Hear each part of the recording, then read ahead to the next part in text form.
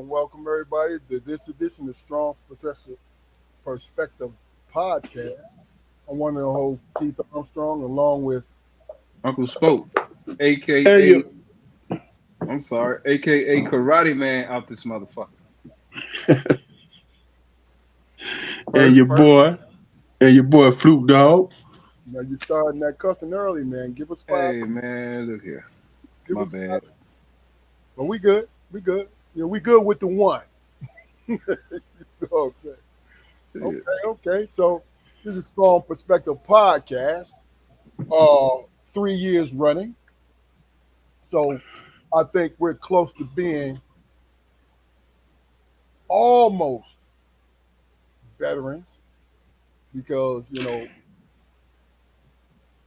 uh, still a lot of things we need to learn and all these, but our conversation is superior though. See, with that, that's why I enjoy the thing. You know what I mean?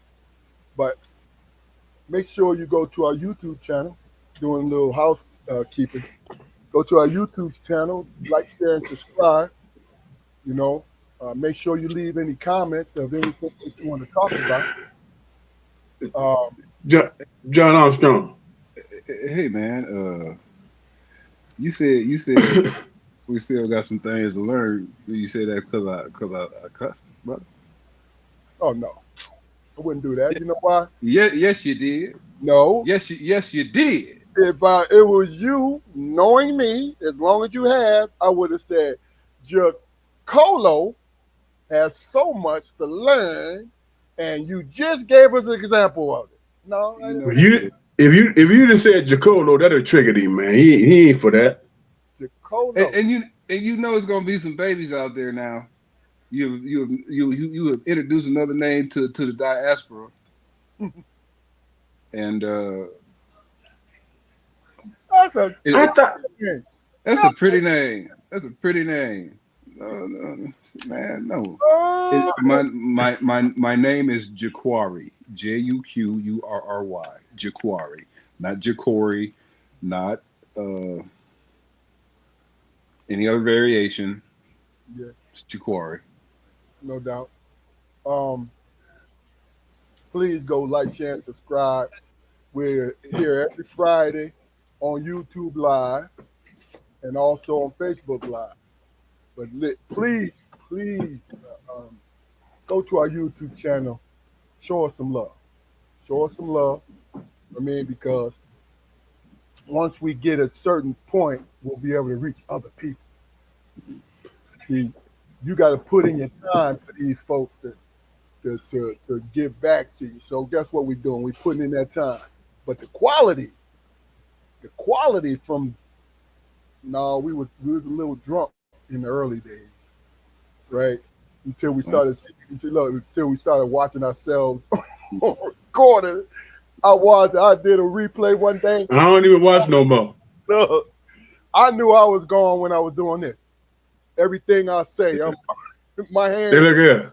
You know what I'm I saying? got so I got so bad. I'm gonna tell you how pathetic and selfish I was. I got so bad. I was mad at both of y'all and shit. I was like, they saw this shit happening, man. They ain't say nothing. you did you Okay, did you did nothing. You did You that's nothing. you watch that's how we doing watch let it it.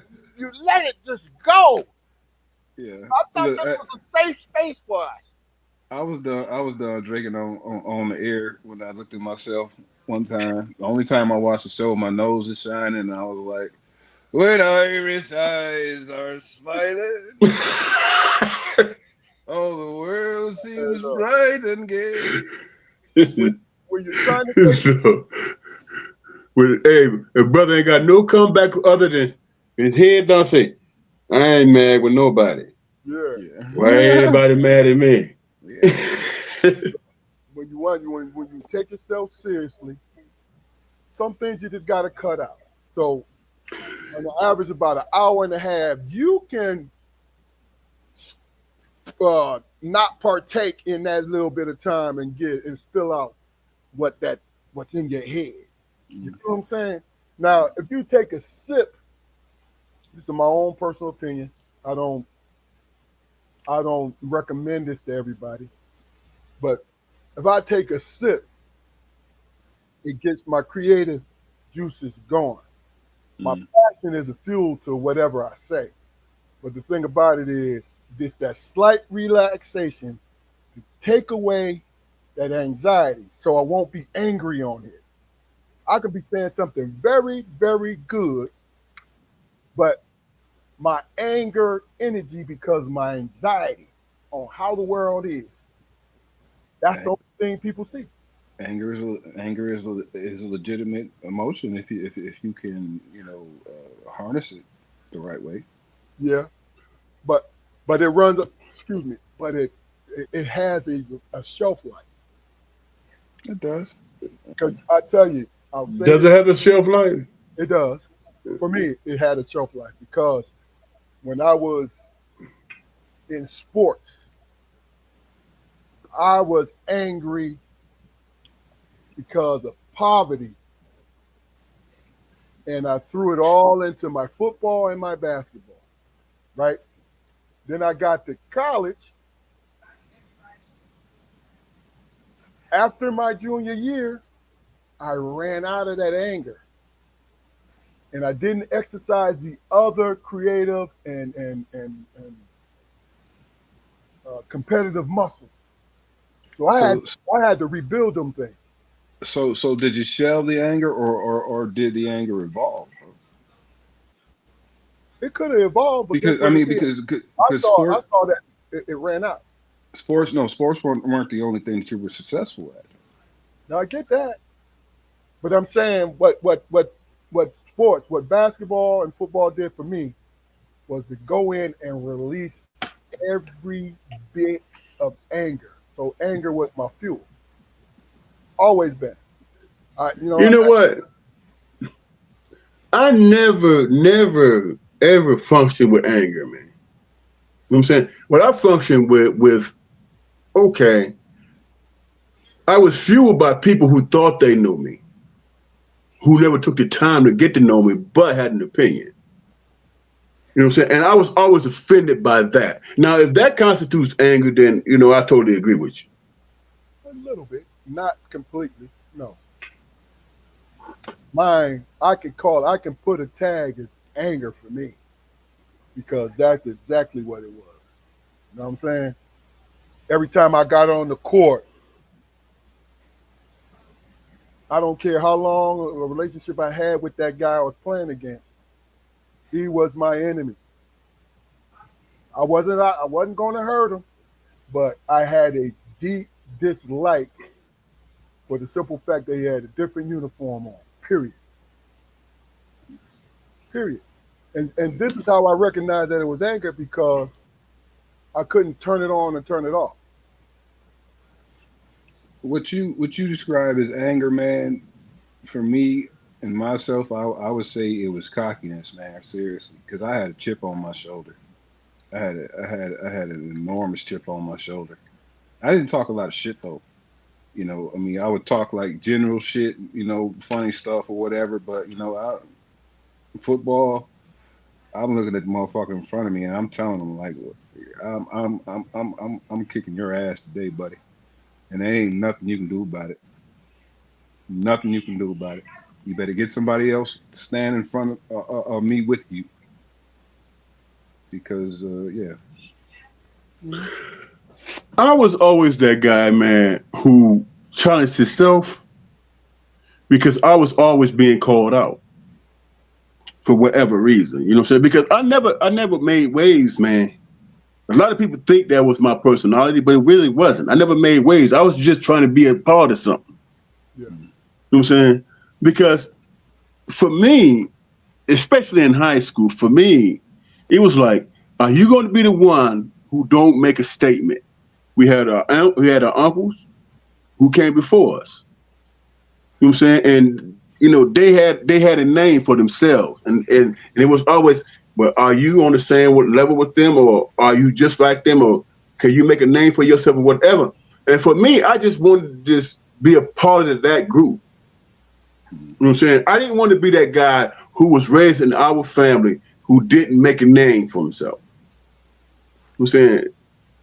That's who I was. you know, once I got to college, then it became personal. You know what I'm saying? When I was in high school, it wasn't personal. It was just, you know, fulfilling that role or whatever. But once I got to college, then it was like, you know,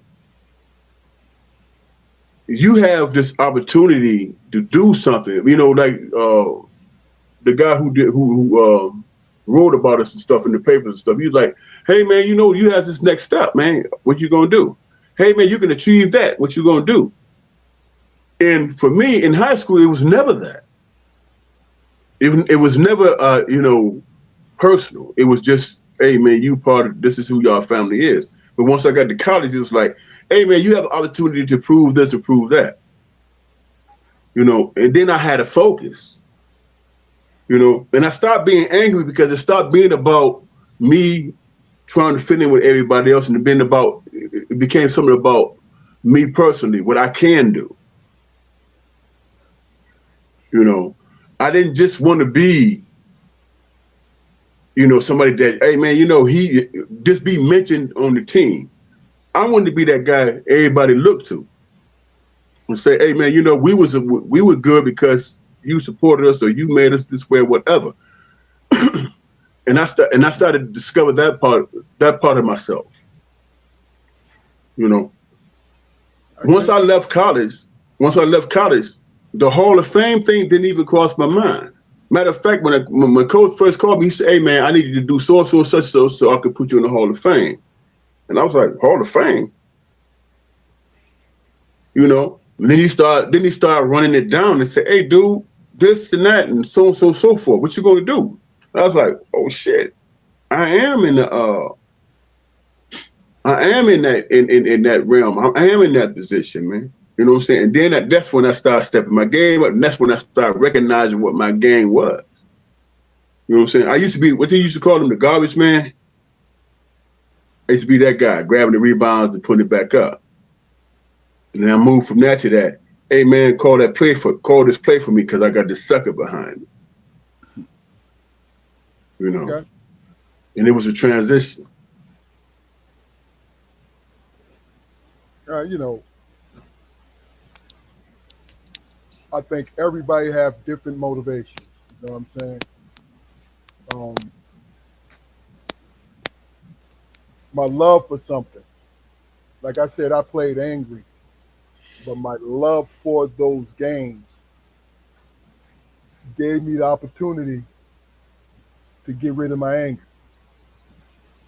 You know what I'm saying? That's who I was. I can't, you know, understanding that when you let it build up, when you allow it to, I hate to use the word fester, but when you put it on the back burner and not address it, it's going to pour out. It may not be, you know, in quick succession, but down the line, it's going to manifest itself somewhere. So what I started doing with myself is addressing. If I had a not so good interaction with somebody, I addressed it right there because my goal was always to do what? To go to sleep at night. I don't like losing my sleep. Never, I never lost my sleep. Even if I lost a fight, I knew the next day, well, I knew that I didn't lose the fight because I was overwhelmed. I lost the fight because of inexperience or something happened. But I was not going to lose sleep over that because if I felt I needed to go back and take care of that business, exactly what I'm going to do. I'm going to go take care of that business. We got to fight again. You feel me? But when my fights was over, there was no residual to it. I made sure of that because, like I said, my sleep was always personal. You know what I mean? You know, because the three of us grew up under circumstances where we had both our parents, and we saw a lot of good, but shit, we saw a lot of bad. And I tried to help you guys through it by being a buffer, but I never had a buffer. You know what I'm saying? So it's like, okay, we all got to go through this together. So we need to talk about it. You know what I'm saying? We need to get this shit. Even if we were too, if we was too immature, too young to really understand the circumstances, we needed to talk about it amongst the three of us. You know what I'm saying? Because I did not do well with something going unresolved. Didn't do well at that at all. What did you feel that was unresolved, man? In terms of your athletic, Result, when it came to athletic, I mean, look, I'll just, my athletic career was what it was. Because in the moment, I don't have no regrets. But the one thing I do understand is I had more power. I wish I know I had more power over my situation. But I don't have no regret because that's how life is. You know what I'm saying? Because when I was winning, I saw other people not win. When I was in my biggest moments in high school, in college, my biggest moments, biggest wins, I looked across and I saw other teams not win. Or when I won my starting position, I saw the person behind me and their disappointment. So that's when I say I don't really have nothing that's been unresolved. But the only thought that I wish I had, you do have more power over how you handle what comes. Hmm. You know? I wish I would have realized that, man. I mean, just uh, like my first choice in college, man. I mean, that was like that was something I was talking to. You know what I mean? I really didn't know what direction I wanted to take. You know, football in, especially when I was left to my own devices. You know what I mean? Could I mean I could have educated myself. I could have at least educated myself, man. Seriously, but you know, funny enough, I don't think I would change any part of my journey, man. I wouldn't do it. I wouldn't do it. You know, and I'm not gonna sit here and say that I didn't give my sports career 100% because of this reason or that reason or whatever. I just didn't do it because you know I was skilled to a certain level when I started those things, and I did very little to increase my skill set. Very very little. I was always just bigger and stronger and faster than a lot of people, and that carried a lot of my success. Is when I got to college or whatever, when I started just working on technique, and that carried over into my personal life about technique and how to do shit, the proper way to do shit, and I had success there. So I mean, I, I, I used to have NFL dreams, just like anybody who, any young man, black, white or brown man who gets on the field. You want to see your name in lights. You want to see, you want to hear the crowd screaming your name. You know, but it's some positions where you're one of the guys, unless you can figure out a way to be a standout. You know, so yeah, I love my career, man. I really did because I didn't have I had reasons, but as far as playing with anger, man, I was happy to be there. I was happy to be on the field, man. I was happy to be there doing 2 a day practices, in 106 or 7 degrees or whatever. So damn. it was like that, yeah. It Yeah, was like that. yeah. And another thing, real quick, I should add also, it was a privilege to play for my high school team, football and basketball. It was a Yeah. privilege. I was happy to be there. You understand? To wear that uniform. I was happy. Maybe it was the times, but to be able to wear that uniform that I played in to play against other teams, man, thing. That's all I'm gonna say about it. Because I wanted to just throw that in there because I don't want people to think I use the sport that I love, the sports that I love, to expel the anxiety and the anger that I was living sometimes. That's all. So let me ask you, and then we're gonna shift it a little bit because we're gonna come back to the sports thing because there's a couple of things I want you guys' opinion about. But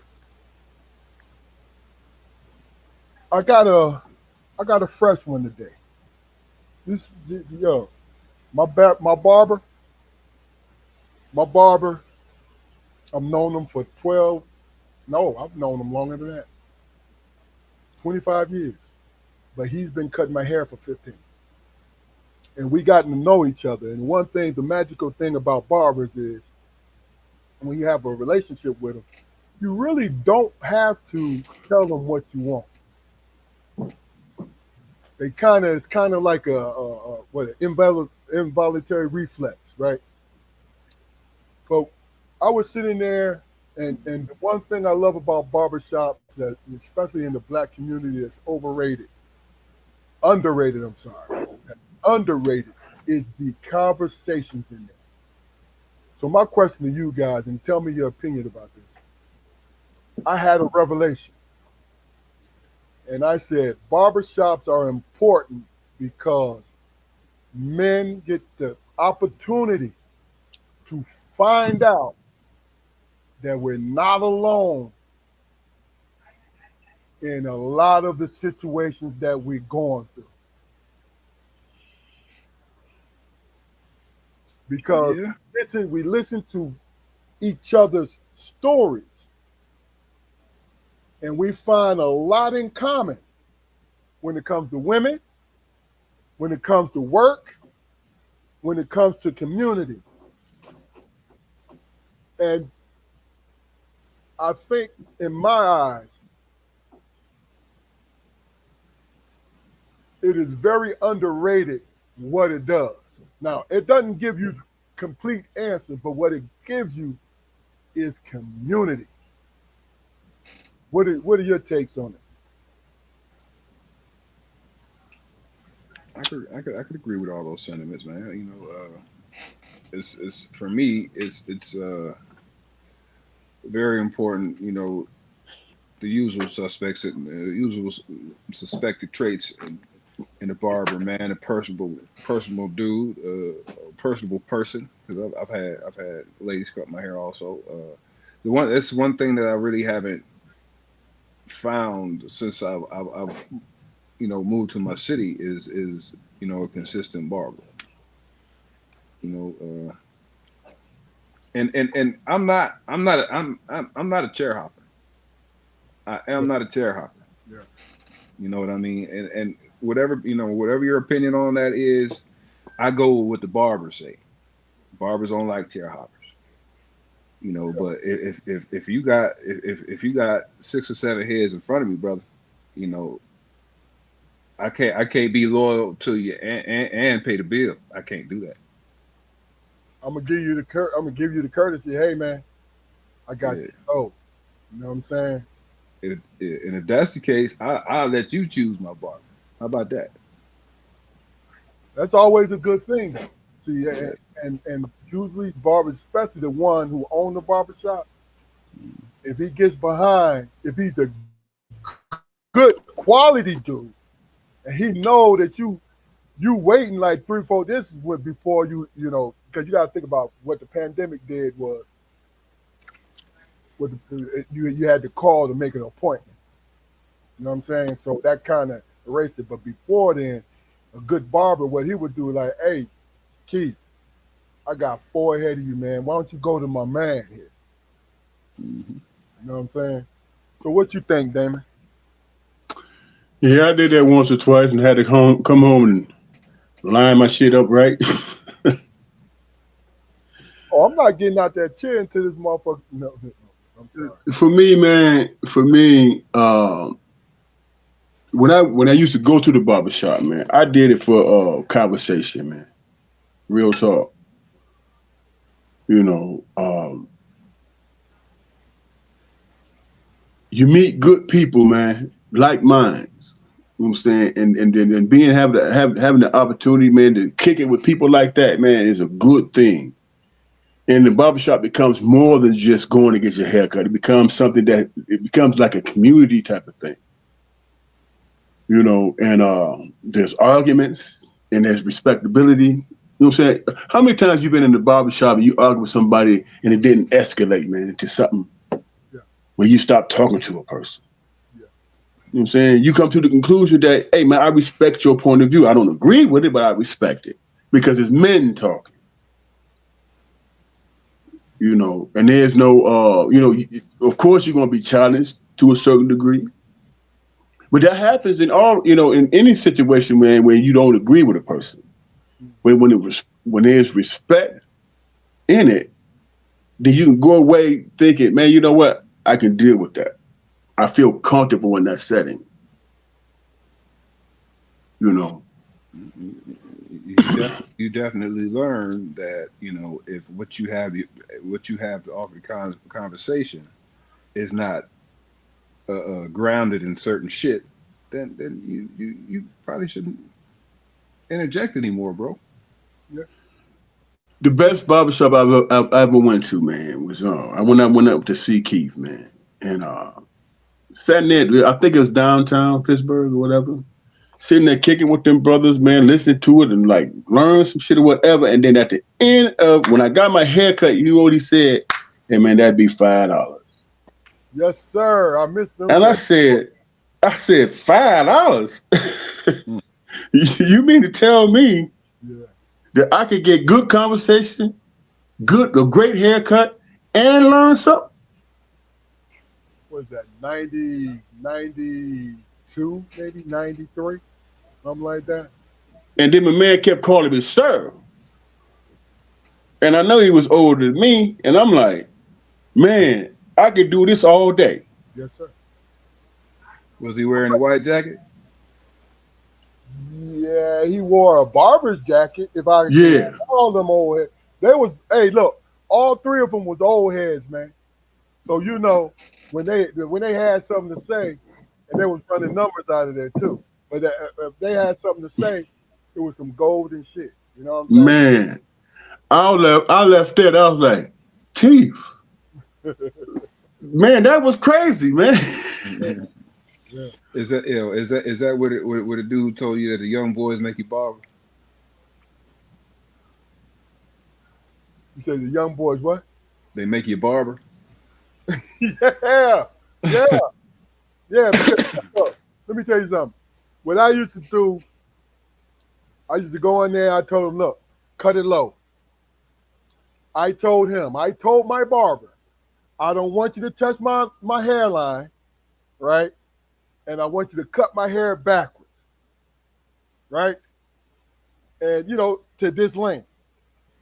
He said, okay, and this is what he said. Okay, I will do as you ask me. Are you sure this is what you want? Now I've been going to this man for 2 years asking for the same thing. It's a good cut, but asking for the same thing. But what I started noticing was it was like thinning. You know what I'm saying? And I'm like, damn, I guess that's what's in my future, right?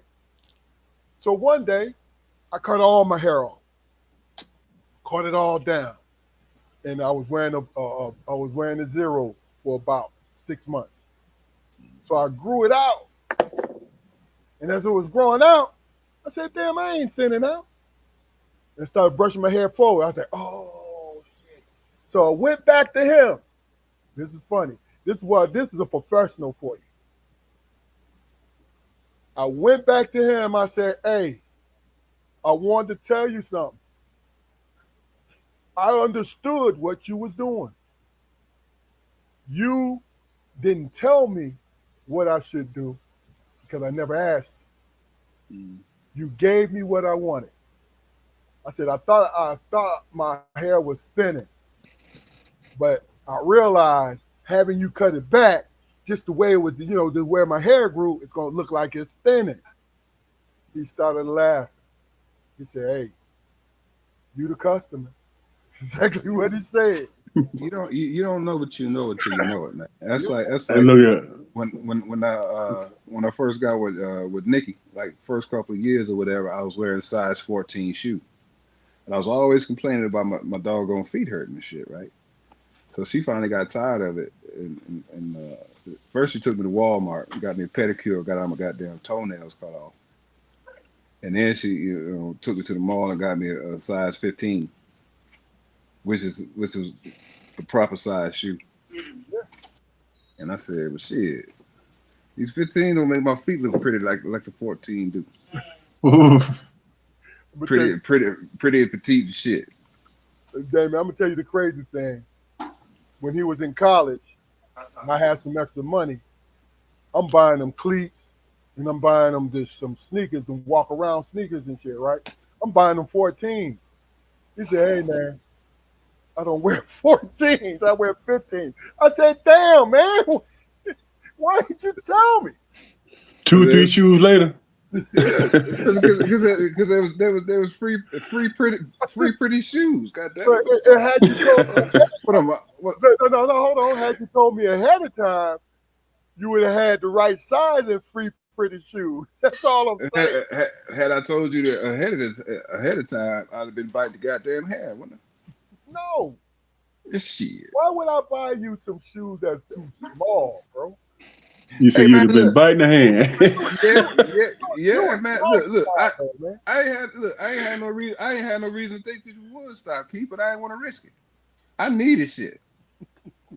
I needed things, and you was providing. Goddamn it. So, That's honest, bro. so with you, I'll start with you, Fluke. What is a pet peeve when it comes to a barber that's a no for you? A pet peeve? Pet peeve, man, for me, is when they don't put that shit under that light or don't spray that motherfucker after they cut another motherfucker's hair. And the clippers is hot. Yeah. I'm like, no, man. You let them joints cool, man. You got to spray them off and clean them too, man. Cause this communal shit, man. That shit is a real thing. You know what I'm I mean, you got to look, and that's the thing about it is, for the youngins that will ever see this podcast and old heads too, when you go in a barbershop, look for the damn license on the mirror. It has to be displayed. Mm-hmm. Now, it ain't going to guarantee everything, but it'll let you know this dude is legit. You know what I'm saying? The states say this man is competent. Yep. And you can sue. Hey, man, I got this growth on my head, man, and it won't go away. What the hell? Yeah. Quiet, do you Like got- like that song, What the Helly? What the Helly Bear? Yeah. Ja'Quari, do you have a pet peeve? I do, man. I understand that, even though the person is at work or whatever, they might have a phone call. I don't mind a phone call, man, but you can't like be cutting my hair and then stop and I'll be back in a minute and go in the back and be fucking around for 10 minutes and then come back or whatever. I had to do that, man. I had to do that and didn't cut the clippers off. I'm still in there holding the goddamn clippers while they on, waiting for it. I said, this motherfucker. He told you to hold the clippers? Yeah, hey, hold these for me right quick, big bro. Yeah. I said, for real, you ain't gonna turn the motherfuckers off, I mean. Look, he must have really liked you or trusted you with that. That's some bullshit right there, boy. Man, look. Wake up the next day, you got scabs all over your shit. Man, look here. He said, just hold it steady, man. Don't let it touch your head. So I did what he said. I was mad at the motherfucker though. Every barbershop I ever had, man, it did time up. So you It's a second chance, though. yeah, And that's what yeah, I love about being a barber, man. yeah, You man. have a legitimate second chance, and you are an actual business owner. Each barber is a business owner, man. I love that because it gives you a second chance. The best barber I had, man, was Irene Gamble, a woman. Man, she be like, you come in and you wolfing, you like, sit down. She cut you up, fed you up, all that, tape it, all that. Then do the beard and all that stuff, and you get up and you look like shit, man. I ain't saw that person in about 10 years. But You know you what I'm saying? sitting up here looking like new money. Then she tell you, get up because I got a whole lot of people waiting now. Yes. I see you in 2 weeks. Yeah. Yeah, she was straight up, man. May she rest in peace. And also, man, I also, appreciate that. I also appreciate good barbers' honesty, man, because I was I'm in Virginia again, man, sitting in the dude chair, and he was doing my beard, so I leaned my head back and shit. He had a little T-edge, the little gray T-edge clippers or whatever. He did my neck, and I went to sit back up. He said, "Hold on, man," and he took the T-edges and he shaved my nostrils out. I said, "God damn, what the fuck is you doing, man?" He said, "Man, Yeah. yeah." He said, "Man, every time you come here, man, I couldn't take it no more, big dog." I said, all right, motherfucker. Oh, the old, you could have told me that. the older Man. the older we get, our nose hairs start growing more rapidly. You know that, Man, look here. Yes, and also the ears too. It look sometime, man. It looked like I done snorted. Goddamn, what's that dude? The dude with the gap in his teeth in the afro, Cornell West. Mm-hmm. It looked like I've been snorting Cornell West and shit, all gray and shit, man. I got to style my nose hair before I leave the house. Just cut the motherfuckers, man. That's all you got to do. I ordered this shit off of the Chinese website. It's goddamn inner nose wax. Yeah. And I know you do that to yourself, boy. Yeah, it's a good concept, but you don't ever want to do that. You never want to do that. You don't snatch all your nose hairs out, and every bug in the country is flying up in your damn nostrils and shit. Man, look, no, You'll be bro. for about half an hour. Yeah, I ain't man enough to do it. I'm not myself. That shit hurt. It hurt bad.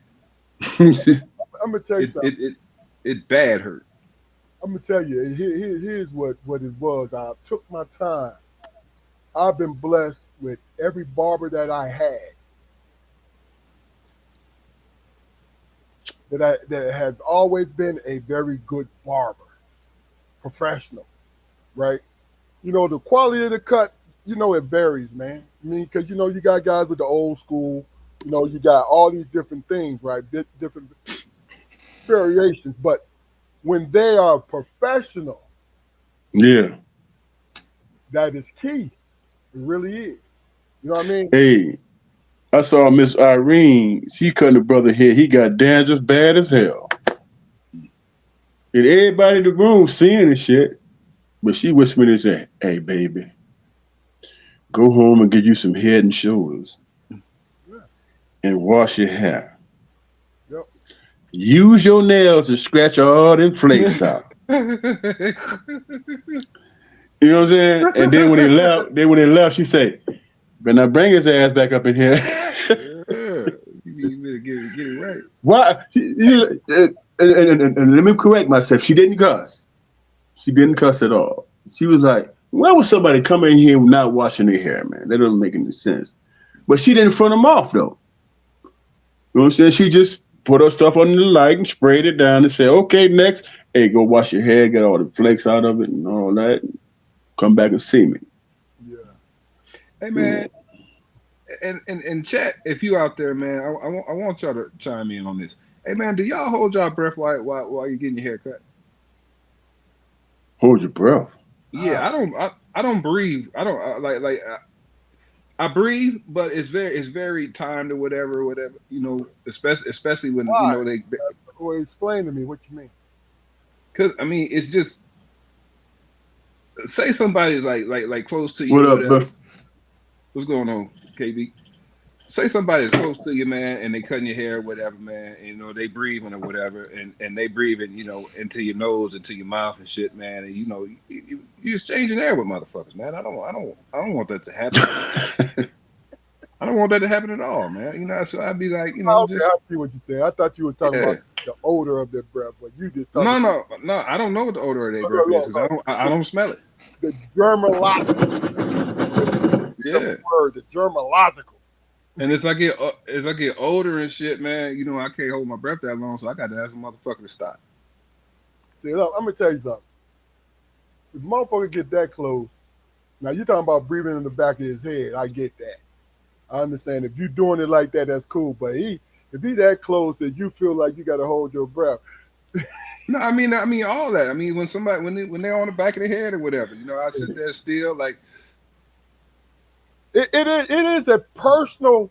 It breaks being a barber breaks your personal space. personal boundaries. Hey, I remember a man back in the day used to smoke them cigars and shit, Mm.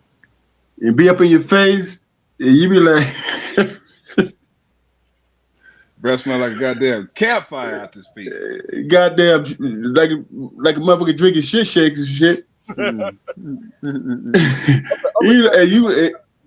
You try to keep your composure.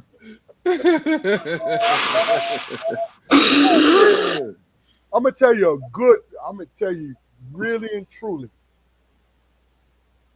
why I think, and it's a professional thing, but it just happened to do with just having personal accountability. Is when your barber cuts your hair and he has cologne on his hands. His hands do not smell like anything but, you know what I'm saying? Hand smell like sandwich and shit. Yeah, You know what I'm saying? Like, look, that shit. guy, you know, barbers got to eat, and especially you have a great relationship, right? Yeah. Rico McCoy, my man. Rico, you see this is Creative Cuts Barbershop, 4425 St. James Street, and you see the numbers down there, folks. 919-855-0779. Call, get an appointment. You got two fantastic barbers in there, Vincent McDonald and Rico McCoy. Go check them out. But Rico would come in and eat fish, right? And I know that we had a 15, 20-year relationship, right? He's been cutting my hair for the last maybe 15 years. But he's eating fish, right? And he said, yeah, big dog, go ahead, sit in the seat. I'm going to go ahead, let me just finish this off. Oh, you know, I got you, brother. That's my man, right? So what I liked was when he was done, he got up, walked into the bathroom, and washed his hands. See, that professional thing. And you know, he washed his hands, and the lotion that he wore it wasn't strong, it's not pungent. You know what I mean? Because he knows it's gonna be around your head. He know, you see, and that's the thing. That's a professional thing, and also he understands that when you eat food and you do anything else, your hands is gonna be doing the situation. You know what I'm saying? And it's like Damon was saying, man. You know, it's a unwritten and unspoken contract that you know your barber's going to present himself in a certain way, but you got to present yourself in a certain way also. Yeah. You know, you need to have your freshly washed head. You know what I mean? You need to make sure you brush some teeth. You know, Yeah. with extra care. That's important, man, because you don't want You need to. you don't want to be blowing no dragon in somebody's face. Yeah. Because And everybody, you don't want it being done to you. exactly. That's why I don't breathe. But you know, everybody go to the barbershop in the morning. So Mhm. how much more than breath you think they taking in? That shit ain't fun. Yeah. And then I brought it up. I think probably the last time we had him on the show. The doggone hair splinters. I didn't know that was a thing. Mm. But when you cutting hair, it's the same concept as it's like when you get hair bumps. You cut that hair. It's got sharp edges, so it's going grow back into the skin because it's sharp. Yeah. Well, the hair that's getting cut off your head that has sharp edges too, Yeah. and that shit gets splinters to get under your fingernails and your hands and shit. That's why you see a lot of barbers wearing gloves nowadays. Yeah. Yeah. That's real. That's real. Marcus Smith says, my barber back home was late all the time. I finally started picking him up from his house and opened the shop the days I had to. Hmm. That's real. You gotta improvise. You gotta improvise. Uh Nikki. Nikki says, what are your thoughts about middle-aged men?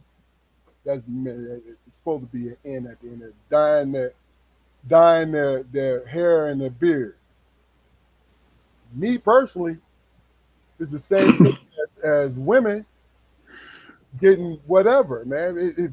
Me personally, I throw a little bit of dye into my situation until I'm ready to go all gray. I have no problem with that. You know what I'm saying? And I understand what you're saying, sister-in-law. I really do. But me personally, I want y'all thoughts after this. Me personally, I don't see nothing wrong with that.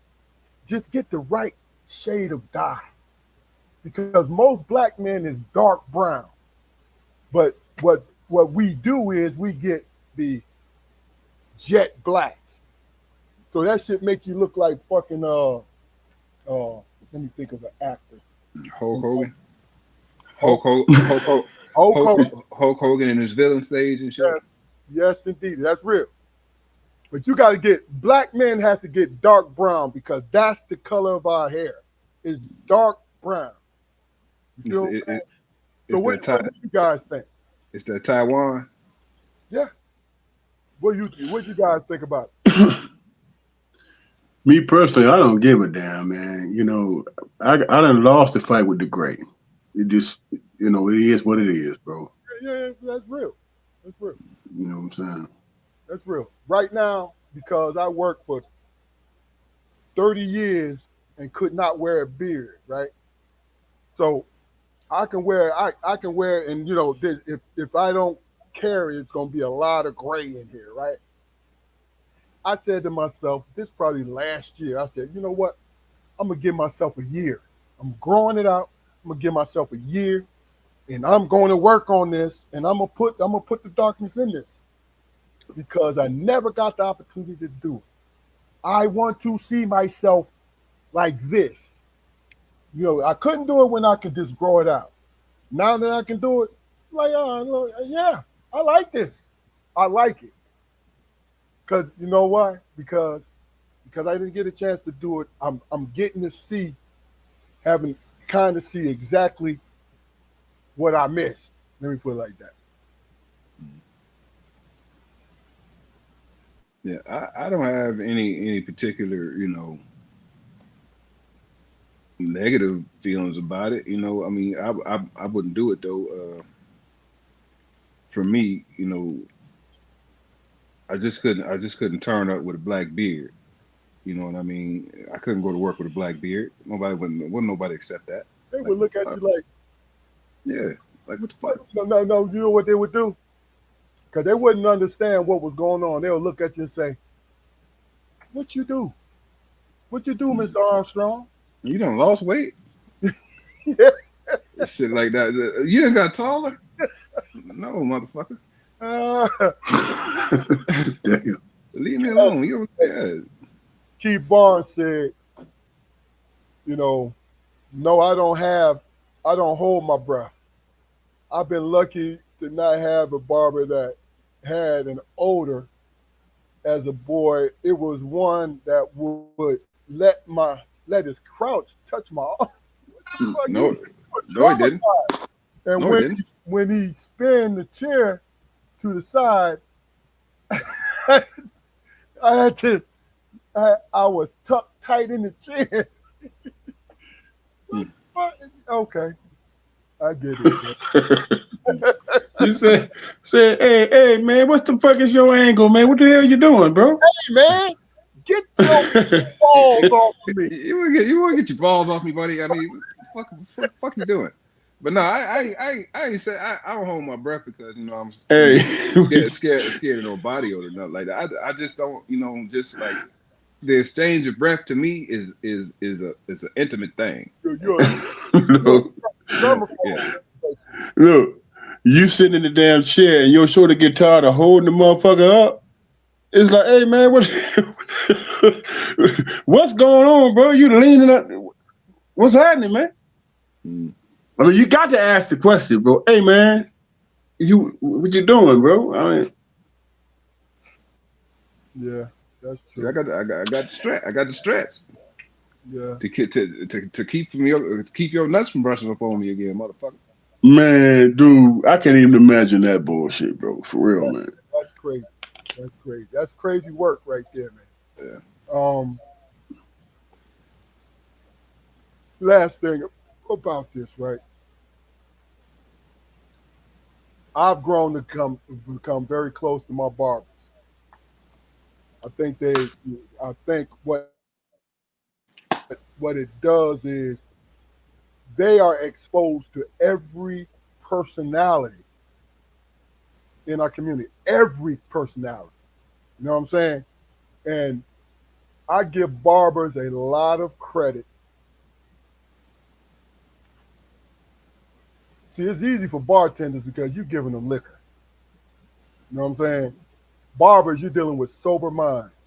And to be able to balance that, you know what I mean? I'm not saying it's the heartbeat of the community, but in closing, what I'm saying is it gives men, not in a therapeutic way, but in a way to express how they feel and feel like there's no judgment. Even though they might get challenged, but to feel like there's no judgment. You could say this and you'll find somebody to address it. So what do you guys think about that? Yeah, absolutely. I mean, it's you have to be a communicator. You have to be a communicator. I mean, I had a buddy of mine. I used to work with him, but he was a barber. He was a used car salesman, and he was a real estate agent. Talk his ass off. Talk his ass off. He just wasn't no good with his money. He had it. He had it coming in, Mm-hmm. but he didn't do right with it. It's something about fast money, man. See, that's the thing.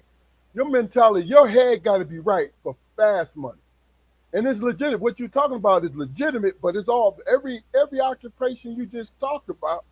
It's fast money, where you get big chunks at a time. You feel what I'm saying? So it's like your mentality has to be okay. I know because what we do is, and you tell me what I think. We rush to spend it because it comes so quick. So we kind of like automatically think I'm gonna get it on the big get back because I know next week the same people gonna come in and I'm gonna cut them up, whatever. You know what I'm saying? When you become comfortable with the consistency of the money, because all those occupations, they bring high dollar dividends or whatever, when it's time. But none of that shit's easy. So it Yeah. may be consistent, but it's not easy.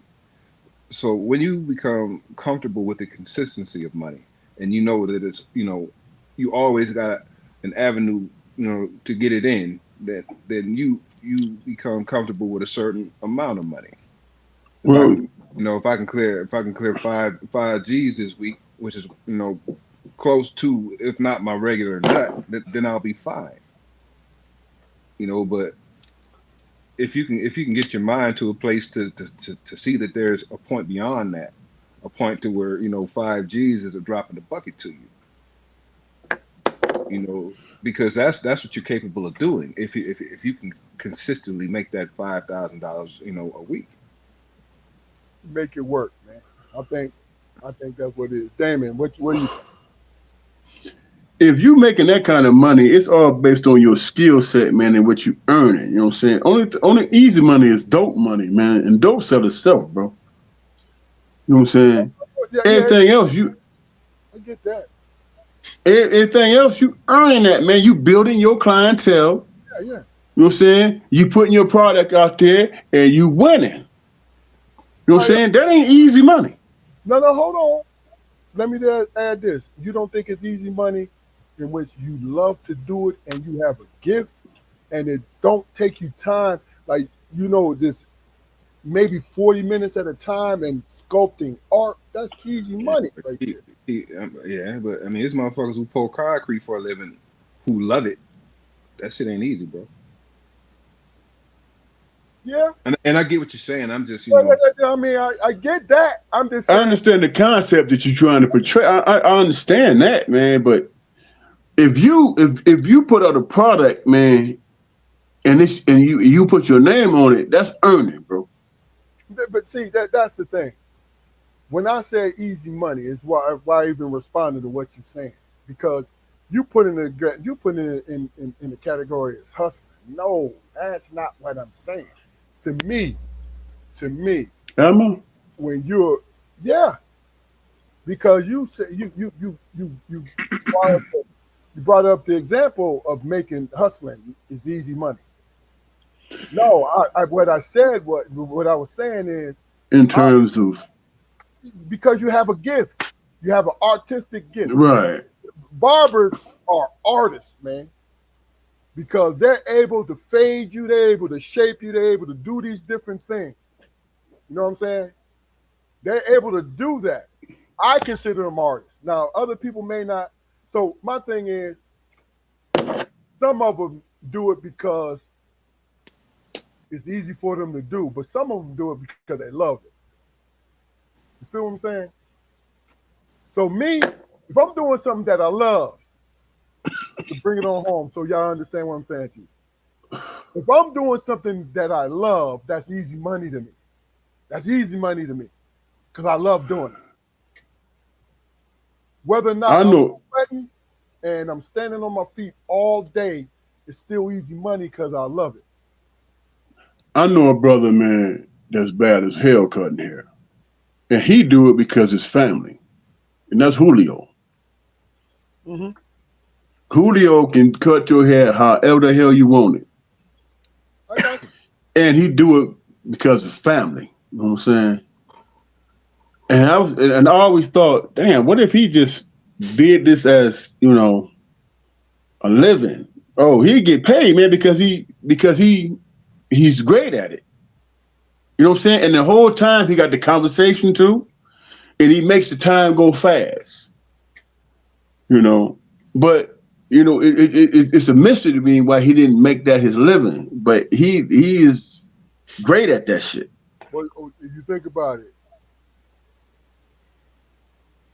it's because he's an artist at it. And he's doing something that he loves. You know what I mean? Yeah. He's a bad dude, man, cutting hair. And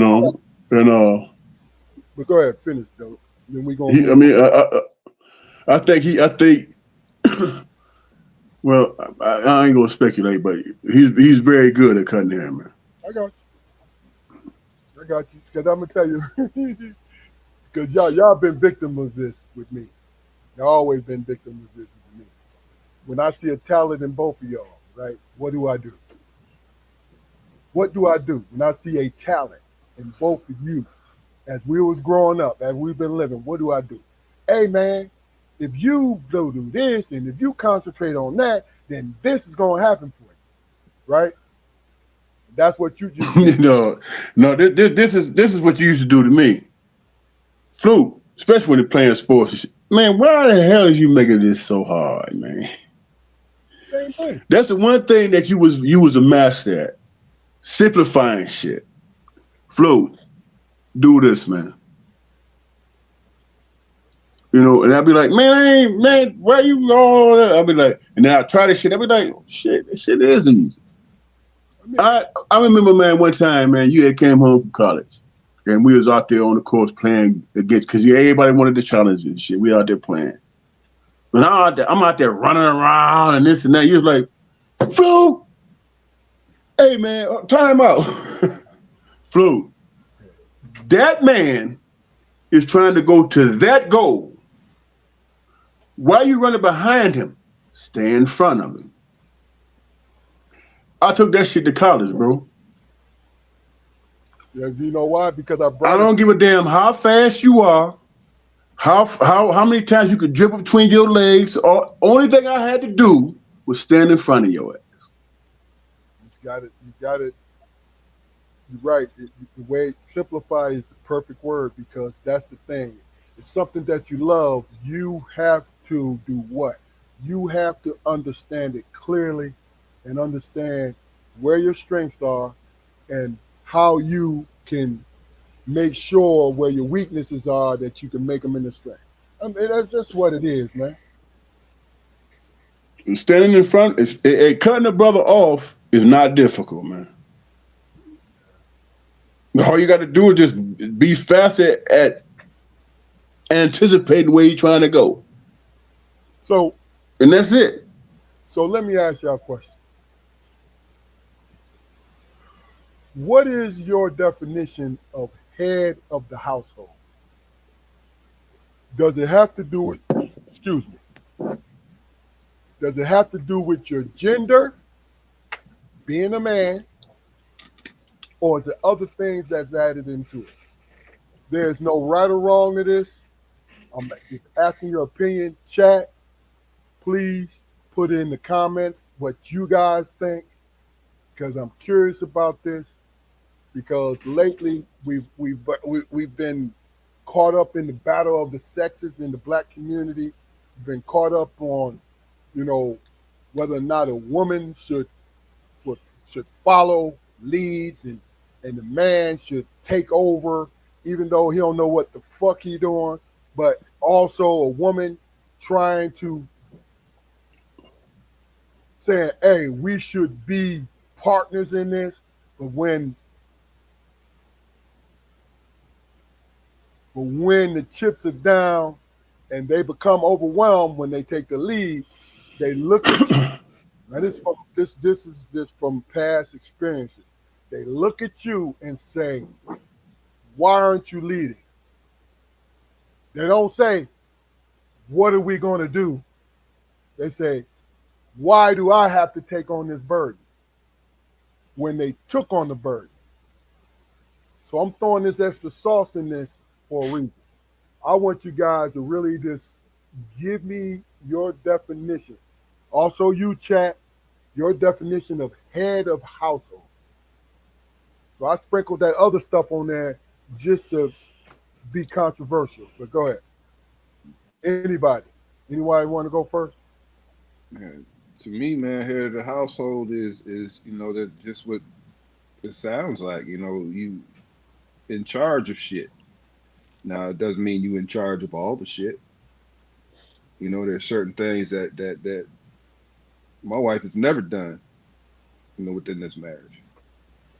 But she's also the bank, which is just as important as me cutting the goddamn grass and making sure the trash get took out on time. You know what I mean? I'm the one to get up and goddamn go check the noise at night and shit. I don't expect her to do that. Yeah.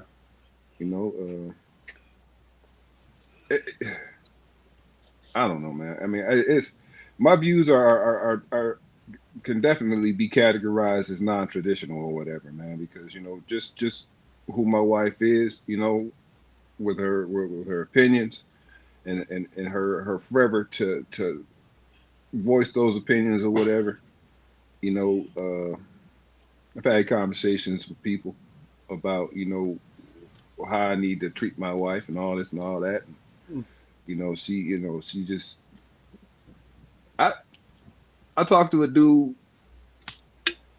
before, and he said it was it was uh it was messed up that my wife knew more about sports than I did. And I was like, wow, okay. What are you talking about? The finer things? No, but go ahead. Just sports period. I mean, like she know the rules in football. I hadn't known the rules in football in goddamn 10 years. You don't give a fuck. No, I'm not defending or going against Nikki. That's not what I'm doing. I'm saying, No. I'm just what saying. I'm saying to you is, whatever this guy, this is my point of view, and I'm gonna let you finish. You knew what I told that motherfucker. This guy wants to fuck you, is what he wants. I know that. You know what I told that motherfucker? Oh, I told him. No. Go ahead and finish, Luke. But go ahead and finish before I ain't. You know what I told that motherfucker? Damn, man, my wife taught you something, huh? That's real. But go ahead. She taught you something. Okay. Catch up, nigga. Excuse my language, but catch up. Yeah, You had a gall in your insecurity to think that me and you on the same level. No. Fluke. That ain't the case. Let the quiet finish, then we're gonna go to you. But go ahead. I was gonna say it struck me as funny, man, that he would add that to the list of things that kind of constituted manhood, and I'm like, wow, okay, that's my opinion. You know, I'm an abstract thinker and shit when it comes to shit like that. We're gonna have some fun. We're gonna have some fun with manhood. But go ahead. Yeah, I just boiled it down to what I thought was the very meaning of the shit. Mm-hmm. And I'm like, well, okay, she's a sports fan, bro. I mean, hell, I watch cooking shows, and I like to eat cake, motherfucker. So, what's the point? Oh my cake! What is your definition of head of the household? Who, me? Yeah. Yeah, you just broke up. Head of the household is the person who's able to recognize who's in the better position to deal with a situation, bro. That's the head of a household, man. Everybody, look, just because you're a man, you don't have all the answers, bro. You don't have all the answers. So you have to, and I say humble for lack of a better statement, but you have to have the wherewithal to understand that in order to move forward with your woman, you have to choose the right answer. You know what I'm saying? In the moment, you might not have the right answer, and she might have it. Does that make you less than a man? It doesn't. You know what I'm saying? It doesn't make you less than a man. What it does is make you understanding how to be a leader, how to be a CEO. You look at the situations that bolster or make your situation better. You know what I'm saying? That's what you look at. And if the person who doesn't have any, who's unrecognizable, give a good answer, now they are recognizable. Now they have an opinion. And that helps everybody out in the long run. You know what I'm saying? Ego is a motherfucker, man. And you know what? Because you're a woman, I cannot allow you to take a stance on something because you're not a man. And you wind up losing out on some shit. Do you know what that is? That's last resort, too. If you depend on, hey, I'm the man of this, and you really don't have anything to follow up with it, that's that last answer. My wife, man, is very strategic, man. She's very personal. And she keeps her business to herself, and she's strategic with that shit. Whereas if somebody says something that pisses me off, I'm gonna challenge them. And she would come back to me and say, "Why is you giving this motherfucker attention? Whereas he's trying to get your goat. He's trying to get your goat. He's trying to challenge you to make you look small, not based on the man you are, but because he's insecure about himself. And you giving him attention. He back here. That's the one thing that my wife always taught me. He back here. Why are you even addressing him? And I'm like, because he's small and he's little and he think he more man than me. She's like, no, he's not. But I'm gonna let you do what you do. Bro, I'm gonna tell you now. Being 6'9" and lately 300 plus pounds, It's always that shit, ain't it? I could give less than a flying fig. The only man that I felt was more man with me was the man that taught me. That's real. Look here. My wife told me. Everybody else, right? My wife told.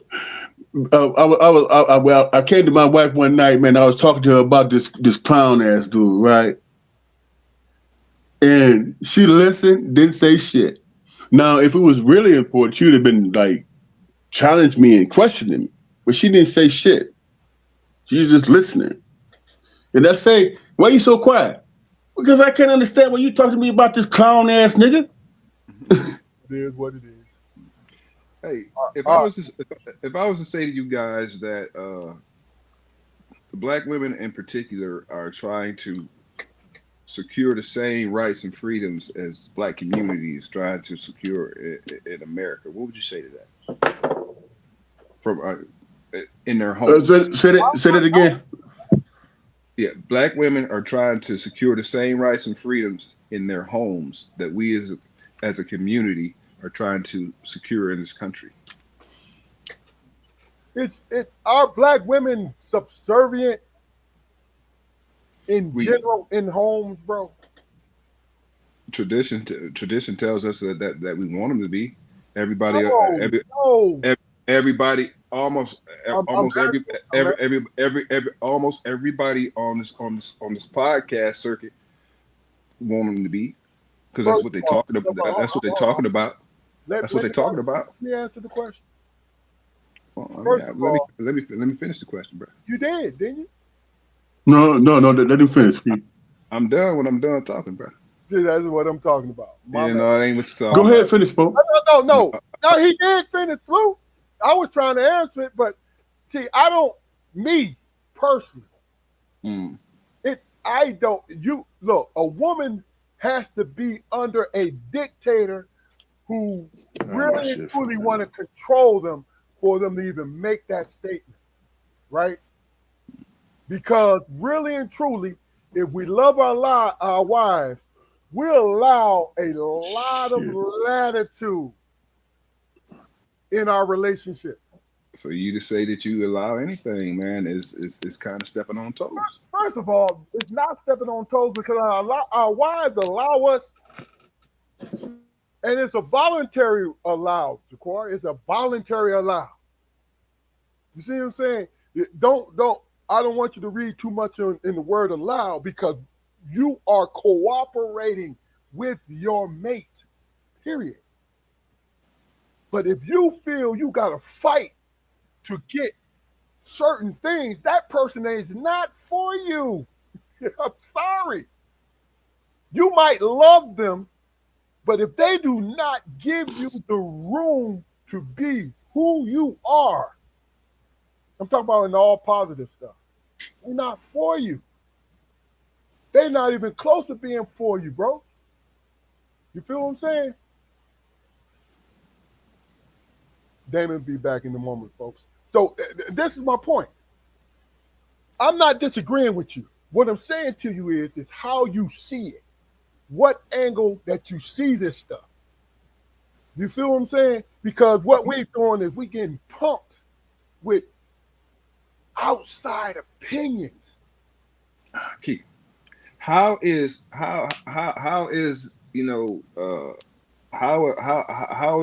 black men aspiring for a traditional marriage arrangement any different from making America great again? First of all, it's how you see what tradition is. So our mother and father, was that a traditional marriage arrangement? Absolutely not. So I see it as, do you see it as normal? A normal arrangement, right? Mm-hmm. But if we go off that cookie cutter Anglo-Saxon definition of it, it's going to look like our mother and father's relationship was on the outskirts. It wasn't the norm. Because what our father did was listen to our mom. And what our mom did, what our mom did was tell her opinion, but she went along with our father because she trusted him. Well, I'm gonna say, man, that whenever, like growing up, whenever I witnessed a stay-at-home mom, a traditional, a traditional woman who stayed at home and took care of the kids in the household, she was single, and she No, wasn't working. man. Yeah, yeah. No, What you talking about? no. I said whenever I seen it. But You can't tell me what I seen, Keith. That's what I seen. because you wasn't paying attention. I paid attention. Yes, I did. Because So I you had telling a lot of friends, and I went over their houses. You had a lot of friends, so you're telling me that every friend that you had, No, every friend that you had, that's how you just spoke it, though. no, that's not So what I I said. must admit what I'm saying to you Yeah. because you said I said what I said was growing up. When I did see a picture of a traditional household where the woman stayed at home, took care of the kids in the house, she was a single woman, and she didn't work. Now, however she made it way, she made it way. But when you said that our parents, our parents' marriage, could be pictured as something on the outskirts, that's not how it was. Man. The example of our parents for me normalized teamwork and coexisting, and sometimes having opposite goals and working through them shits. That was normalized for me. what I'm saying to you. Hey, are y'all on the internet? Cars, hey, Fluke, we hear you. Can you hear us? Beautiful. What I'm saying to you is this. This is what I'm saying to you. Am I disagreeing with you? No, because that's your picture. So it's not like, oh no, you wrong, Jaquar. No, I'm not even doing that. What I'm saying to you is this. That, and this is my own opinion, that we've been saturated, our generation, the baby boomers and you guys, the Generation X's, was saturated with the freaking propaganda BS about broken homes and this and that. So much that it became broken homes. You feel what I can push back on that, man. I mean, what constitutes a broken home? The definition in which you're working off of right now. You were just talking about it. You just said single mothers who stay at home. Mothers that stay at home, they were single mothers. Mm-hmm. That definition is a broken home. Yeah, I described several situations that I mentioned, but I never at any time said that they were broken. If I go with that logic, if I go with your logic, then it's the same as somebody saying that a black woman can't raise a little boy. It happens all the time. But no. First of all, It happens all the time. What you just said is a matter of opinion. I get that. Mm-hmm. And you might necessarily be right. But what I'm saying to you is, if you put it is what we always do is we only base everything on what we see. That's all I can do. That's all you can do, but you cannot. To me, this is my opinion, and this is why I'm even pushing back on you. You cannot just say every broken home or not broken home, but everything that you saw was this. Yes, that's an example, but you only have a small window. I only have a small window. Damon only has a small window. Yeah, I never said that. That's all I'm saying to you. I understand, but I never said everything. I said, Well, I we need to- I But seen- by the same token, I'm almost done. I said I seen examples. I never said everything. But listen to what I'm saying to you. But then you made a determination too, along with what you said you saw. That's all I'm saying. here's the thing. Here's the thing, bro. It's not incumbent. I'm gonna let you talk. I'm almost done. Because what we need to be is careful with blanket statements, because our word carries weight with people who have not experienced nothing that we experience. So what do we do? What we are basically famous in doing on our podcast is giving everyone's point of view. And Okay. when you and I was going back and forth, what it was like, okay, I get what you said, and that's what you seen. But I'm also letting you see what I've seen also. That's all. You know what I mean? I came in at the ass end of everything. I don't even know what the hell, what the point is. That's why I wanted to finish, Damon, so you'll get it. But based on what you're saying is that, okay, we can all agree to disagree, right? Now, as I'm reading Sister Girl's statement down there, the head of the household and the person in charge and all that stuff, right? We come to the conclusion that, we can come to a conclusion that, hey, man, we're going to go this route and this is what it is, even if we don't agree. You know what I'm saying? But if we're honest with ourselves, man, the three of us, how we conduct our lives, our family, and all that stuff, right? There is a situation where this is how it is. You know what I'm saying? And how it is. Huh? You ain't gonna pause it? Hold on for a minute, fellas. Let me read this, bro. All right. Marcus says, head of the household, because I asked Chat to give us their opinion. Head of the household is a legal term primarily. As far as my belief in our home, I'm old school. It's Mr. and Mrs. Smith, and I got top billing. I thought that was pretty funny. Let me ask y'all both this question, man. In terms of y'all family and who y'all are and how y'all conduct your lives, man, isn't it a give or take situation, man? Damon, that's not a debate. It's not a debate. I'll ask you guys what your opinion is, and I want you to give me you are.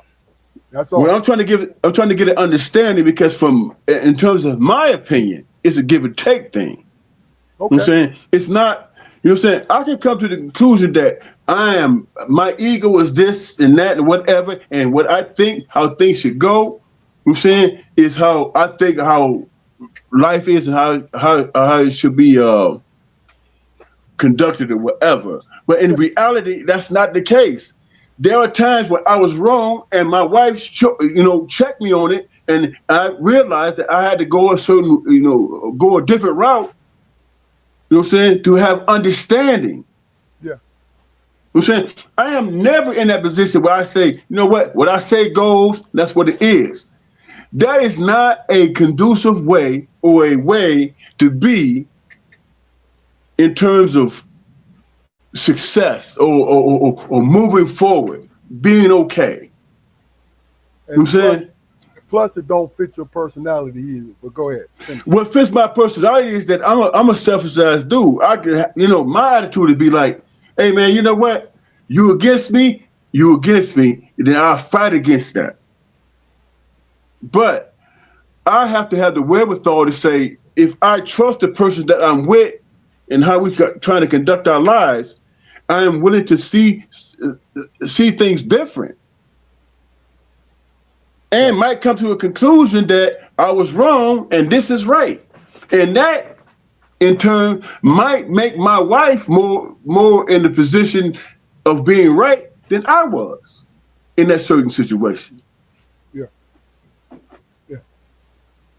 I mean, that's why I love this, man, because really and truly, we all move in the same direction, but we have different perceptions of it. Go ahead, Jaquari.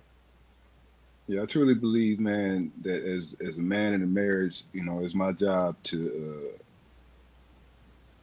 make my wife as comfortable as I possibly can, and it's her job to kind of help facilitate me to be able to do that, and I have to do that for her in exchange. Traditional marriages, man, the way they were set up. And I may very well be wrong. I'm looking at 1972 lenses or whatever, but traditional marriages are set up to make things easier for the husband, not necessarily for everybody else in the household. True statement. I mean, okay, true, but does that apply to our community? Because looking at both you young men, you do not agree with that. But does that apply to our community? It did, and it's traditional because a lot of people talk about their granddaddies and they families across town. Well, I mean, I mean, but bro, I'm just saying. I mean, so if things are set up to where close the door, man. This guy is being waited on, hand and foot. Things are taken care of for him. His bath is ran for him when he gets off work. That's not an appreciation, man. I'm breaking through. Yeah, he doesn't have to tell his wife what he wants for dinner. He doesn't have to do certain shit or whatever. If he can, maintain that for a while, then he's comfortable enough to go out and try to find it somewhere else and get another notch on his belt, right? Y'all remember, man? Do y'all remember, man? Back to leave that shit alone. Go ahead. Hold on. Do y'all remember, man, when my hand got caught in that press and shit? Yeah. My hand got caught in the press. And I didn't think I was ever going to use my left hand again. And my wife said, you need to think about this, Damon. You might not ever be able to use that left hand again. So what you going to do? This is what we're going to do. We're going to get with this company. You will get paid the next 3 years getting money and rehabbing your shit. And I was like, well, I don't know what I'm gonna do without basketball and this and that and that and this, right? And she was like, listen, we finna sue these motherfuckers. You gonna keep getting paid. We're gonna get cars and houses and all that stuff off campus, and that's what's finna happen. And if you listen to me, this is what's gonna happen, right? And I was like, I'm not listening to you, man. And my dad called me. He said, oh, what did he say? She said, this week goes you. Then that's what the fuck you gonna do, son. And I got paid all the way through college. I mean, all the way through college. And my point is this. I could be all about me being the man and whatever I was going through and my own personal feelings, and she about, okay, you're going through that stuff, but guess what? We can do this too, and we can capitalize on it. And my dad co-signed this shit. I get it. So it ain't about the man leaves the house. It ain't about that. It's about who has the wherewithal to have understanding about situations that you're dealing with. Okay, I can tell this is close to your heart because you got this energy. Like one of us said, opposite of what you said. I Well, hope. kid, you had a tendency to make me have energy, bro. But it's okay. No. I welcome it, but I want you to understand. I did not go No, no, against. no, no, You no, talking- no, Hey no. man, You look, manipulated. No, I didn't. hey, No, look, I didn't. he reminded me of that scene in Ray when Lil Ray was losing his eyesight and shit, and his mama wouldn't help him. Y'all remember It that? is what it is. But But wait, do we disavow the situation? Do we say, hey man, you know what? I ain't trying to hear that bullshit and first keep of it all, moving? first of all, Or do we say, oh shit, that makes sense? first of all, I respect both of your point of view. I asked the questions to Then get bring it home, bro. to get your point of view. That's real. This is real shit. So let's do this. I asked the chat to give their opinion, so we're going the next couple minutes, instead of giving you mine, because I'm really agreeing with you guys, maybe not to the degree that you are, but I agree with you totally. But I'm gonna read the chat because they took the time. So Keith Barnes says the family is my responsibility. He's talking about head of the household. It's my responsibility as a man. If she is the head, she will lose respect for you, and other men and women will challenge you and be disrespectful as well. Right? Now, Malika Okay. says, Malika says, some black men have a hard time accepting, and you guys, out of these comments, you guys choose the one that you want to respond to. Some of these black men have a hard time accepting or understanding that they can lead without bulldozing us, right? Which is a good point. Malika also says, talking about us, you had a traditional household from the outside looking in. Her looking at us is what it was. She said our grandmother was a traditional wife, just for you and Jaquari's information. And Nikki says the days of one income household have come and gone. You have to give women the respect due for being breadwinners too, right? And I know men who would give her pushback on that statement. Okay. And I asked him simply, what am I to do? The money that she brings in has been essential, you know, to the shit that we got in our relationship. You Okay. know, not saying that I could have did it by myself because I would have found a way. No doubt. But when your helpmate is helping, God damn it, then that's what it is. It's always good to have some fucking help, man. That's real. And you and me, I can't shortchange her. So whatever she want to do, you know, the best thing I can do as a husband is to goddamn support it as far as I can. Yeah. Now, do I support what she does and says all the way? No, I don't think there's any expectation to. You're not supposed to. But all Yeah, right, I mean this last statement. Marcus Smith says, not every home is the same. What fits my situation may not fit the next person's situation. You have to figure out what works for the individual couple. Is there anything? Those are the last of the statements. Is there anything that you guys, or the people who just said, who made their comments? Is there anything that y'all want to respond to? Man, listen. There are times, man, as individuals, man, and But, I'm not saying man or woman, but but Damon, is there anybody? Yes or no? Is there anybody that what I just read to you? Any statement that you want to respond to? I was too busy thinking about my own personal feelings and what I'm going through. Let me move You know what on I'm to saying? Jaqar. So Let me move on. so Let me move on to Jaqar, then we're coming back to you. go ahead. Jaqar, is there anybody that you want to make a point to?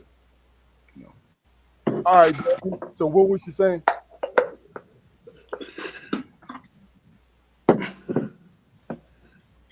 Without taking it to a whole nother level, man. The way I'm thinking now, based on my personal experience and what I'm going through right now, the thing that I think about is that everybody that's involved in the relationship, everybody's opinions and feelings have to be recognized and understood. You know what I'm saying? And respected. So whatever you come to is what it is, and you work through the situation, bro. You work through it. Sometimes you might not come to an agreement, and you agree to disagree. Me, the way I see life right now, I'm not being argumentative about anything, man. Especially as it pertains to my own personal life. What I have to see is what I can see, man, and what means more to me than anything. Because you get pressed to that situation where you have to come to that conclusion. This is what it is. This is what it is. And you have to come to an understanding. If you can't, then you move on, move forward without animosity, without animus. You just do it. You know what I'm saying? But I can't not definitively say, hey man, I understand where you're coming from and I understand where this person is coming from. I can only understand my own situation based on my own experience and what I'm going through. You know what I'm saying? And in the interim of that, I'm asking myself, what means or matters more? It's not being argumentative with anybody. It's this. This is what matters. I understand your point of view. I understand where you're coming from. It's not about black women against black men. It's man and woman in this situation. That's what it is. Make it make sense to me. Talk to me in that way. Talk to me in the way where, hey man, this is where I'm at right now, and I'm pressed, and I have to think this way. You're not pressed, and you don't have to, but that's where I'm at. So, is it going to make sense to you to have a conversation with me, to come to an understanding? We have to come to that agreement. If not, then we wasting each other's time, bro. I am under understanding that life is short, bro. And we have to make sense of that. We have to make sense of that. Make it make sense in terms of both parties, man. And that requires seeing outside of yourself. But at the same time, respecting each other's point of view. That's what it is. For me. Hey, You know what I'm saying? I just went through some shit, bro. I only think one way, and this is the only way I'm thinking at this point in time in my life, bro. And I don't have time to waste. Gotcha. and at some point, I think I'd like us to get back to that discussion or yeah, that discussion that we were kind of getting into in regards to broken homes, man. Because I pulled the the definition up on Google, and it said a family and definition of broken homes is a family in which parents are divorced or separated. Okay, now I told you what I was a witness to before, but I've also been a, a witness to, a single parent home that was not broken. Everything worked out, and Okay. they struggled or whatever, Yeah. and there may have been a separation of the parents, and Because they had to be separated, right? they had to be, yeah, they had to be separated, but they thrived. A lot of people thrived. Yeah. That's real. So I don't consider those homes broken, because you can have a two-parent home where daddy's a drinker, mama's a pill head, and Wednesday night is ass kicking night. You know what I'm saying? Yeah, exactly. And like I said, I was just just reference point when I said the traditional definition of it is what has been thrown on us. You feel what I'm saying? Because honestly, what you just said, honestly, when there's homes with two parents, to me, can be broken home. When you got two parents who dislike each other and abuse each other mentally, physically, emotionally, and spiritually in front of the children, that's still a broken home in my opinion. You know what I mean? So it's a great discussion. Last topic of the day is if you were omnipotent for the black community, right? And this is not trying to get into no color situation. There's the black community because that's who we are on this panel. No disrespect to our white watchers, white watchers. That's great. But if you was omnipotent, you can change one thing. I think I brought this up before. If you can change one thing in our community, what would be that one thing? Chat, give us your opinion. What do you think it should be? And Damon is required. What do you think? I'm gonna give you a minute to think about it. So don't be in a hurry to answer because I'm going to elaborate a little bit because usually, just like when you're playing spades and you're playing trumps and you throw that one trump out there, y'all played spades before. Y'all might not be expert, but you throw that one trump out there and that trump swallow up all the ones, all the trumps that are a threat. What is the one thing that you can quit? I know this is quick. I needed to give y'all a day on this. What do you think, in your opinion, is the one thing that you can change that would put us on the road of healthy community? I want you to think about that for a minute, and whoever comes up with an answer, then you can proceed. Okay. Well, like I answered this question the last time, man. I would make it mandatory that I'd say, anybody over 55 was obligated, if they didn't have grandchildren, to go out into to the community and adopt some grandkids, some young kids. I You like know that. what I mean? With an obligation of doing the work to bridge the gap. Mhm. You know, spending time, and I would make it an obligation, for us to learn how to fish, so we can teach somebody's son how to fish, and that's it. Teaching one, Because teaching them the one, everyone, one another self-sufficiency. Then, but go ahead. self sufficiency, just like the barbershop. I mean, the conversations that'll happen during that time would be priceless.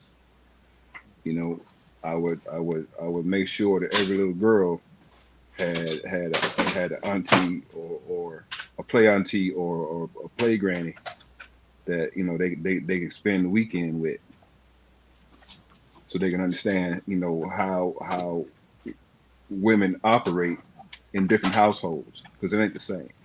Gotcha. Okay. And that's it. I guess for me, man, it's all about trying to figure out how to be the goddamn same, bro.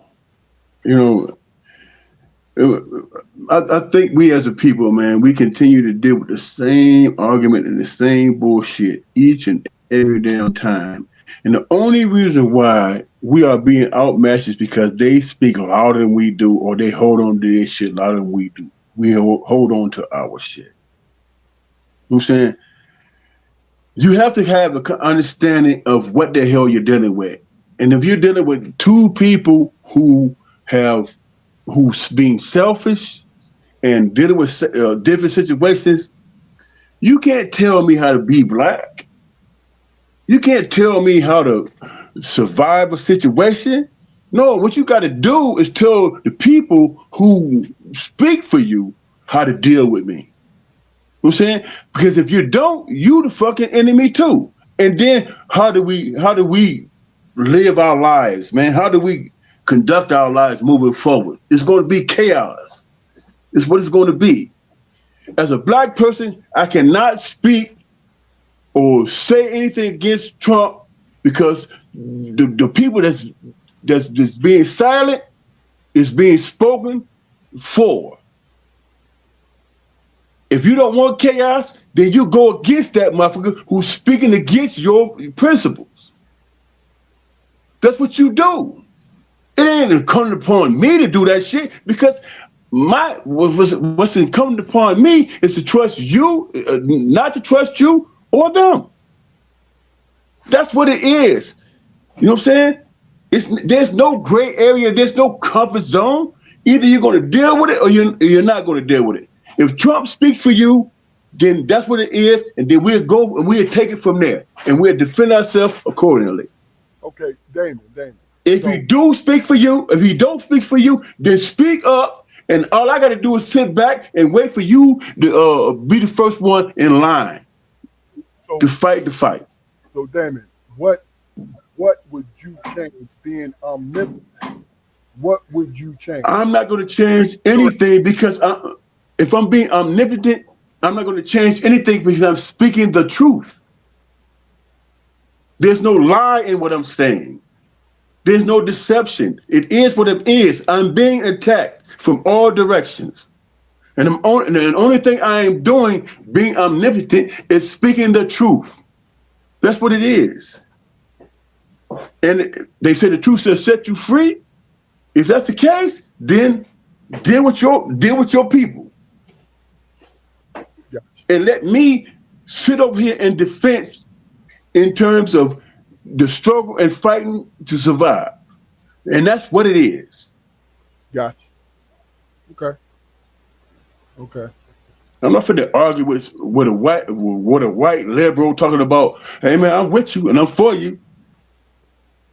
If you was, then you would not let a clown speak for you. Gotcha. You fight that fight, and then I'll support you. Until then, you the enemy too. Okay. Let me do this before I say what I feel. Marcus says the ability to come together outside of social media challenge or crisis. Okay. I think that's deep in itself, right? Then Malika says, I think we have to learn how to trust one another. It really is enough for us all to win. Great point. Me helping you, investing in you, teaching you, believing in you, loving you is genuine. I have no ulterior motive. And that makes sense. You know what I'm saying? That's real. That's very real. That's real, sis. That's real. Me personally, I think two things. To actually be hungry, listen. I'm talking about with one another. And to be able to identify what is good for the community. Now, will that solve it? No, but what it would do is go a long way into helping people as individuals understand what direction to think instead of trying to guide them into, well, you need to think this. Yeah, you might be telling the truth. You need to be on this bandwagon. You might be telling the truth. But when individuals not allow themselves to really and truly trust, like Malika said, right? And come together and understand what's bad for us, like Marcus said, right?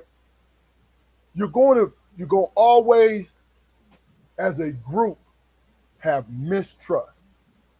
So my thing is, find a way to get rid of the mistrust, but to be able to protect your shit. But what's the mistrust, bro? What do you mean? Okay, let me answer that. I'm asking specifically. What's the mistrust? The mistrust. I'm speaking in trust. I'm speaking in terms of black people and white people. What's the mistrust? No, I'm speaking of. See, that's the thing about it. I'm not going to the two communities. I'm talking about our community. Mistrusting each other. Oh, therein lies the fight. You're exactly right on that. Absolutely. That's what I'm talking about. I'm not talking about the other thing because guess what? We don't know them and they don't know us. But guess what? Everybody's trying to define us. And we're not trying to define ourselves. We take other people's opinions and definitions and we take them on our own. And if you really sit down and think about it, how unrealistically how the world looks at us, then you got to search out what's what. I saw a podcast, man, the other day where this brother said, real quick, Damon, because we going to shut this down, man. We went on 2 hours. Okay, go ahead, bro. No, tell us what you feel, and then we gonna take it out. I saw this podcast the other day where this brother said black people don't have a culture. African Americans don't have a culture, right? And I listened to him explaining this dumbass shit, right? And I said, damn, what the hell is he talking about? Yeah. The world follow our culture. The world follow our culture. Yeah. And this ignorant ass dude had the nerve to say, black people don't have a culture. African Americans don't have a culture. That right there should make you understand where you need to fight the fight. And speak the truth. The only reason why Trump is able to get away what he get away with and his minions and all these other people on the dumb shit is because they repeat their shit constantly over and over and over again till they convince a person that they speaking the truth. And when we fall short of, as black people, African Americans, and Democrats and liberals, is because we don't do the same damn thing. If we choose to repeat who we are, what we represent, and what it truly is, then we will overcome the dumb shit that they repeat over and over again. No doubt. It's all about who's the squeaky wheel get the damn grease. That's what it is.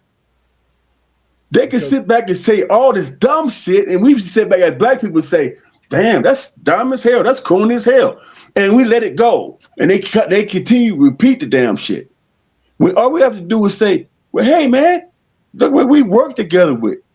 How we overcame shit. How we worked together and on a mutual plane with each other. Let's repeat that shit and see where it goes. No, the Democratic Party is cowards. They don't know how to win. They don't know how to repeat dumb shit just like the damn conservative people do. And I have never met such dumb bullshit that I hear nowadays in my life. Because just because a person repeats the shit, just because they repeat it. Okay. Hey man, we're gonna make Obama a one-term president. And because and they weren't able to do that, what did they do? They stopped him from getting his Supreme Court justice person in office. Repeating dumb shit. And what did Obama do? He didn't do shit. He didn't even address that. He just said, let them say what they gotta say, and they convinced cornball motherfuckers to believe the dumb shit. The only reason why we lose is because we don't fight their shit, overcome it, and repeat ours. That's the only reason why we lose. Okay. That's the only reason. And then we got a clown in office saying dumb shit. They said, man, you a clown. The world don't respect you. Oh, that is the most disrespectful and hurtful things and dumb shit I ever heard in my life. But it's the truth. You respond to that by saying, but it's the truth, clown.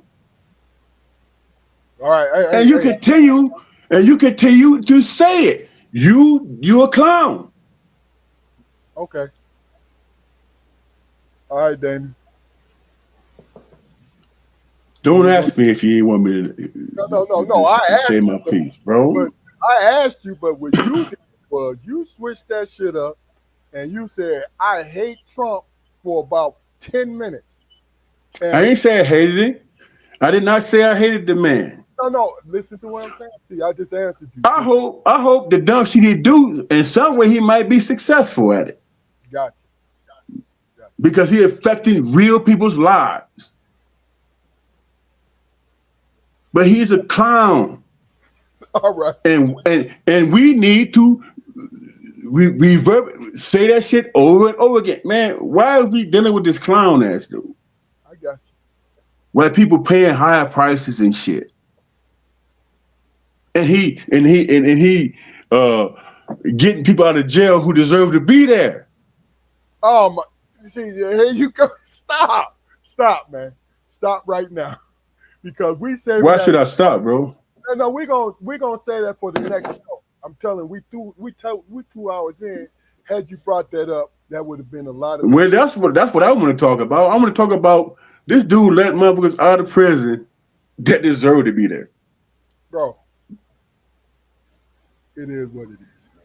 I get you. But we okay with that. And then he let Hoover. Then he pardon Hoover, knowing that he had to deal with state shit, and he's still gonna be in jail for life. I mean, but black people sit back and say, but he pardoning though. That is a small percentage, man. This is what I'm saying to you. Because the majority of us do not give a shit whether or not he pardoned Hoover or he released whoever. Because the majority of us is trying to eke out our lives, man. We're trying to do what? We're trying to do the best that we can. I understand. Crazy part about it, bro. We are, and he can't affect us. We are. And you know what I'm saying? All the stuff that's happening, right? This is speak to y'all two brothers, man. Him doing all this dumb shit and the American public is paying for it. Are you struggling? Are you struggling, bro? Living, man. It's what it is. I get. No, you're not struggling. And most black people aren't. Because what he does doesn't affect, we know what it is, and we know how to live through it. Okay, so Malika, and then we getting ready to take this home. Malika said, And she's absolutely right. didn't pardon them. It was clemency. It's a different situation. You know what I'm saying? Because basically what it is okay. So she said it hadn't happened yet, but it's in discussion. You know what I'm saying? It's in discussion. Look, Damon, you brought up fantastic points, and a lot of it I agree with. You know what I mean? And Jaquari, both you guys have done what I've always expected you to do on this podcast. You brought your thing. You did your thing. You did everything that was expected of you, and then you gave us gems. And we appreciate that. Period. You know what I'm saying? Thank you. Thank you. Thank you for showing up with me for 3 years. There's a Strong Perspective podcast. I need you guys to go. People who are watching us live on Facebook, who's watching us live on YouTube, go to our YouTube channel, like, share, and subscribe. Give us a blessing. In my box, under my name, you see the Cash App for our channel. If you feel love for our channel, show us some love in the Cash App. Because this will keep us going. It'll keep us moving. It'll keep the channel moving. If you don't, that's cool because we're gonna always find a way. That's why I love motion. That's why I love energy. Any last words, gentlemen? Fellas, appreciate your time, man. I look forward to the next time. See you soon. My last word, I got a lot of shit on my heart, bro, that I need to express. Do I have the courage to express it or not? That's my last word. This is Strong Perspective Podcast. Thank you for everyone who tuned in. Malika, Time Traveler Nomad, Robin, Keith Barnes, Marcus Smith. Thank you. Thank you for your comments. Thank you for tuning in. We definitely appreciate the folks that I can't see. Lori, thank you for your comment. Everyone that I can't see, thank you. Thank you for just giving us the love. You're giving us love by giving us attention. Thank you so very much. This is Strong Perspective Podcast. We'll see you next Friday. Same back time, same back channel. Have a good weekend.